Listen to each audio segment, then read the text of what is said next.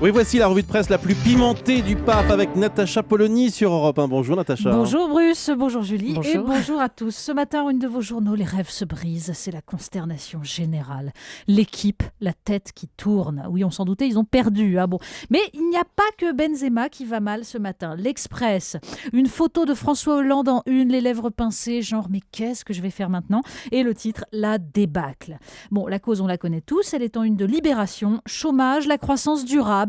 Et le Figaro, le gouvernement impuissant face à la montée du chômage. Alors il y en a un qui se défend pourtant, c'est en une du Parisien. Moscovici, je ne suis pas un salopard. Le ministre répond au lecteur du journal et à Jean-Luc Mélenchon. Et la conclusion des 2 pages d'interview, c'est que pour l'inversion de la courbe du chômage, rien n'est certain, mais pour le gel des hausses d'impôts, on est sûr que ce sera non. Oui, pour ceux qui auraient cru un peu vite aux promesses.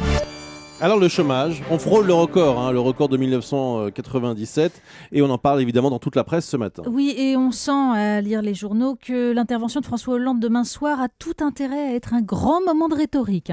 Parce que la réalité est rude. Le Figaro, cruel pour les présidents de la Ve République, compile les déclarations sur le chômage depuis 30 ans.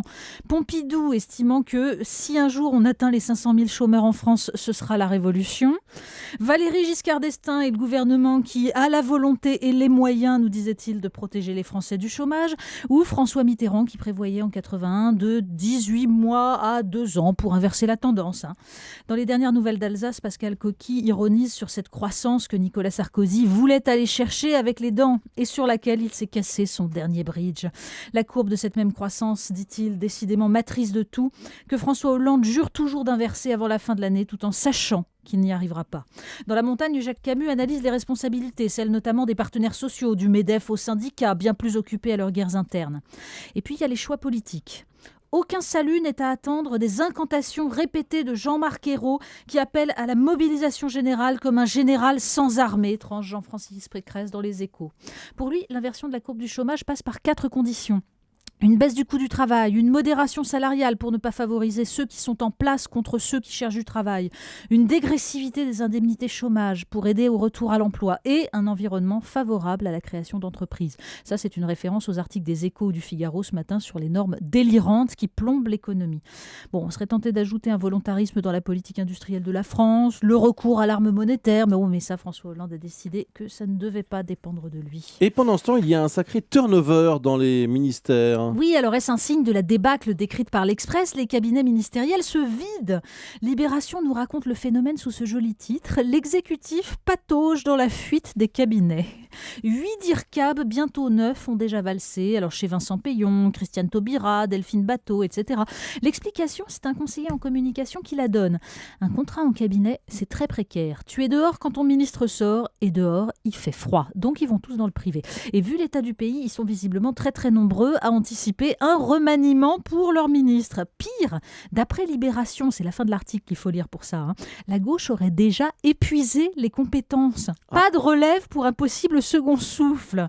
Dans ces conditions, un quinquennat, c'est très très long. Il est question d'éducation également dans la presse ce matin et de morale laïque. Oui, parce qu'en ce moment, tout le monde parle de la laïcité dans les entreprises, mais la Croix s'est intéressée à l'enseignement de la morale laïque à l'école.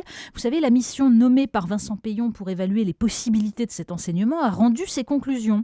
Pas de nouvelle discipline créée, mais, je cite, une matière transversale. En clair, ça veut dire un enterrement de première classe.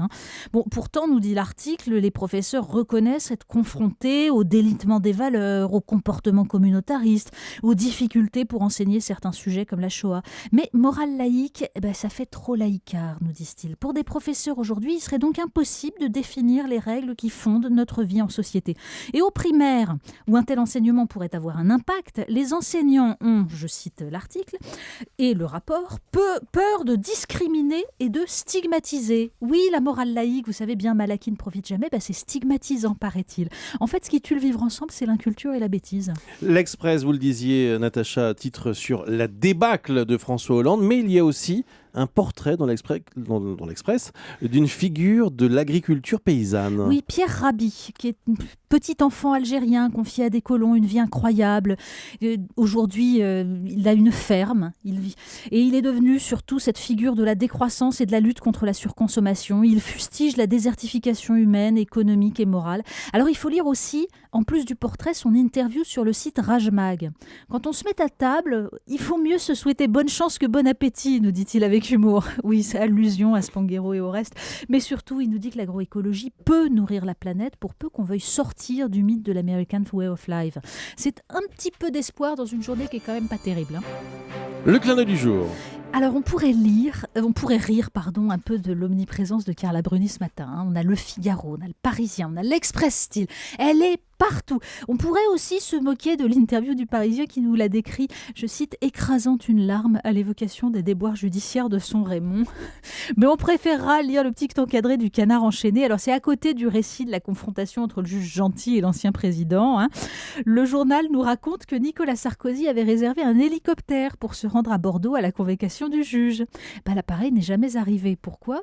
Parce que propriété d'Alain Afflelou qui le loue, cet appareil est resté coincé à Punta Cana où les douaniers ont découvert 700 kilos de cocaïne à son bord. Il a eu chaud, vous imaginez, ça aurait fait mauvais genre à Bordeaux quand même. Merci Natacha Polony.